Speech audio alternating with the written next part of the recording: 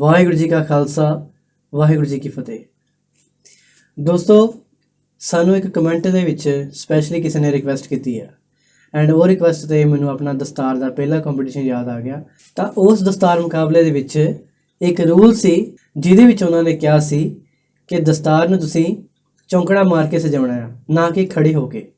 ਸੋ ਉਹੀ ਚੀਜ਼ ਦਾ ਬੇਸ ਲੈ ਕੇ ਅੱਜ ਉਸ ਵੀਰ ਨੇ ਜਿਹੜਾ ਕਮੈਂਟ ਕੀਤਾ ਸੀ ਕਿ ਵੀਰੇ ਮੈਂ ਹੈਂਡੀਕੈਪਡ ਹਾਂ ਅਤੇ ਮੈਂ ਖੜ੍ਹਾ ਹੋ ਕੇ ਦਸਤਾਰ ਨਹੀਂ ਸਜਾ ਸਕਦਾ, ਸੋ ਮੇਰੇ ਲਈ ਕੋਈ ਹੱਲ ਦੱਸੋ।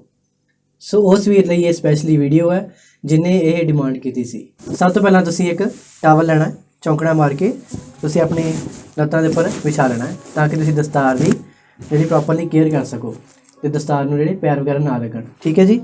ਉਸ ਤੋਂ ਬਾਅਦ ਦਸਤਾਰ ਦੀ ਪੂਣੀ ਜਿਹੜੀ ਕੀਤੀ ਹੋਏਗੀ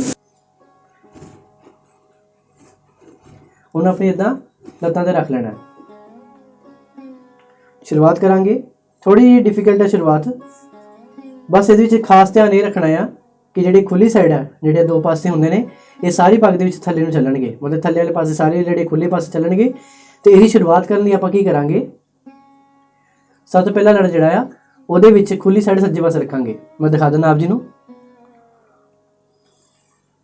ਲਓ ਜੀ, ਖੁੱਲੀ ਸਾਈਡ ਸੱਜੇ ਪਾਸੇ ਰਾਈਟ ਸਾਈਡ 'ਤੇ ਰੱਖ ਕੇ ਫੋਲਡ ਕਰ ਲਿਆ।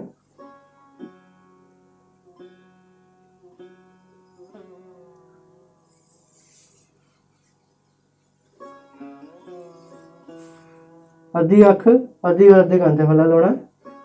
ਇੱਥੇ ਆ ਕੇ ਆਪ ਜੀ ਨੇ ਕੀ ਕਰਨਾ, ਹੁਣ ਇਹ ਪੱਗ ਨੂੰ ਫੜਨਾ, ਸਿਰ ਤੋਂ ਪਿੱਛੇ ਲੈ ਆਉਣਾ ਅਤੇ ਪਿੱਛੇ ਆ ਕੇ ਘੁਮਾ ਦੇਣਾ। ਇਹ ਘੁਮਾਉਣ ਦੇ ਨਾਲ ਕੀ ਹੋਏਗਾ ਕਿ ਖੁੱਲੀ ਸਾਈਡ ਜਿਹੜੀ ਹੈ ਥੱਲੇ ਆ ਜਾਏਗੀ। ਠੀਕ ਹੈ ਜੀ। ਦੁਬਾਰਾ ਦੇਖੋ, ਆ ਖੁੱਲੀ ਸਾਈਡ ਜਿਹੜੀ ਹੈ ਥੱਲੇ ਆ ਗਈ ਹੈ।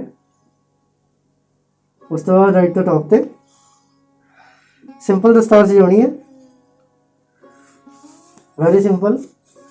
ਉਸ ਤੋਂ ਬਾਅਦ ਤੁਸੀਂ ਸਿਲਾਈ ਦੇ ਨਾਲ ਇਹਨੂੰ ਸੈੱਟ ਕਰ ਸਕਦੇ ਹੋ। ਇੱਕ ਪਿੰਚ ਲਾਓ, ਹਲਕਾ ਟੱਚ ਕਰਕੇ ਦੂਜਾ ਪਿੰਚ ਲਾਓ। ਲਓ ਜੀ,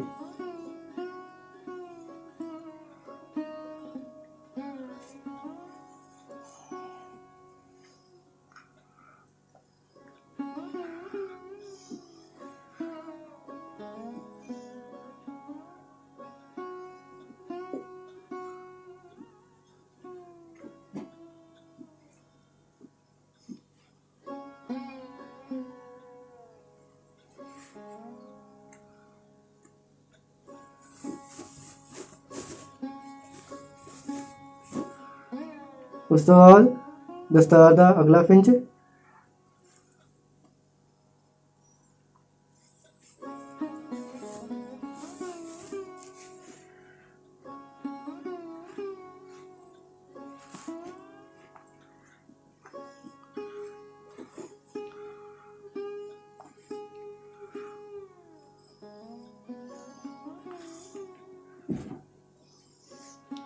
ਤੁਸੀਂ ਜਿਵੇਂ ਦੇਖ ਸਕਦੇ ਹੋ ਕਿ ਦਸਤਾਰ ਹਜੇ ਵੀ ਮੇਰੀ ਲੱਤਾਂ ਦੇ ਉੱਪਰ ਹੀ ਆ।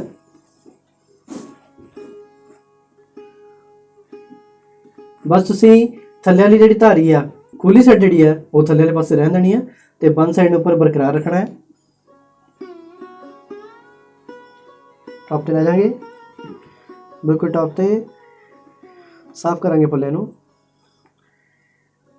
ਚੌਂਕੜਾ ਮਾਰ ਕੇ ਨਾ ਆਪਣੇ ਕੋਲ ਆਪਸ਼ਨਸ ਜ਼ਿਆਦਾ ਨਹੀਂ ਰਹਿ ਜਾਂਦੀਆਂ ਕਿ ਤੁਸੀਂ ਪੱਗ ਨੂੰ ਜਿਹੜਾ ਪ੍ਰੋਪਰਲੀ ਖਿਲਾਰ ਕੇ ਸਫਾਈ ਦੇ ਵਿੱਚ ਪੂਣੀ ਜਿਹੜੀ ਕਰ ਸਕੋ।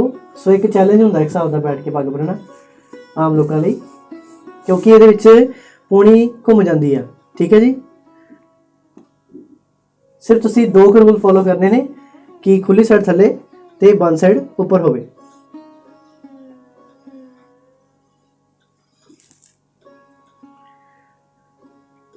ਇੱਕ ਹੋਰ ਵੀ ਹੁੰਦਾ ਆ ਕਿ ਜਦੋਂ ਤੁਸੀਂ ਦਸਤਾਰ ਸਜਾਉਂਦੇ ਹੋ ਤਾਂ ਕਈ ਵਾਰੀ ਸ਼ੀਸ਼ੇ ਨੇੜੇ ਹੋ ਕੇ ਦੇਖਦੇ ਹੋ ਕਿ ਦਸਤਾਰ ਸੈੱਟ ਹੋ ਗਈ ਕਿ ਨਹੀਂ, ਤਾਂ ਚੌਂਕੜਾ ਮਾਰਨ ਦੇ ਨਾਲ ਤੁਸੀਂ ਵੱਜ ਜਾਂਦੇ ਹੋ, ਇੱਕ ਜਗ੍ਹਾ ਦੇ ਉੱਪਰ ਲੌਕ ਹੋ ਜਾਂਦੇ ਹੋ ਕਿ ਤੁਸੀਂ ਅੱਗੇ ਪਿੱਛੇ ਸ਼ੀਸ਼ੇ ਦੇ ਨਹੀਂ ਹੋ ਸਕਦੇ।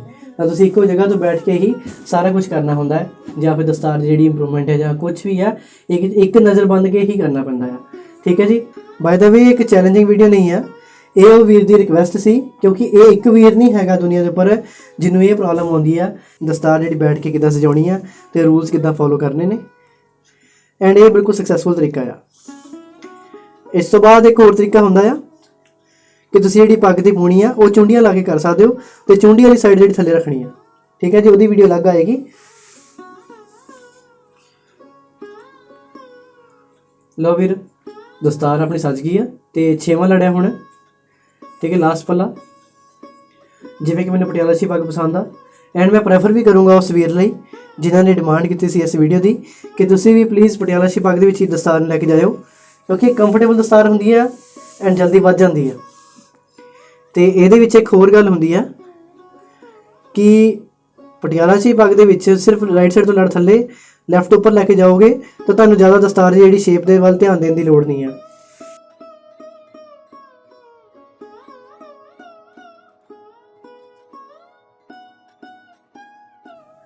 कॉर्नर खींच देंगे। लो जी, खिंच के ऊपर वाला फोल्ड करके कुछ इस तरीके नाल तैयार कर लेंगे इनू। कॉर्नर खिंच के लगा देवांगे।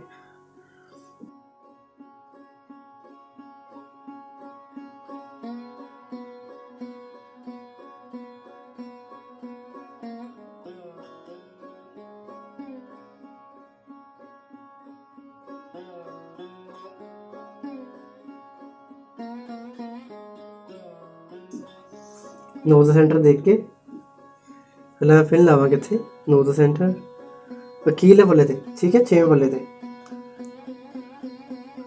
लो जी पिन लाई।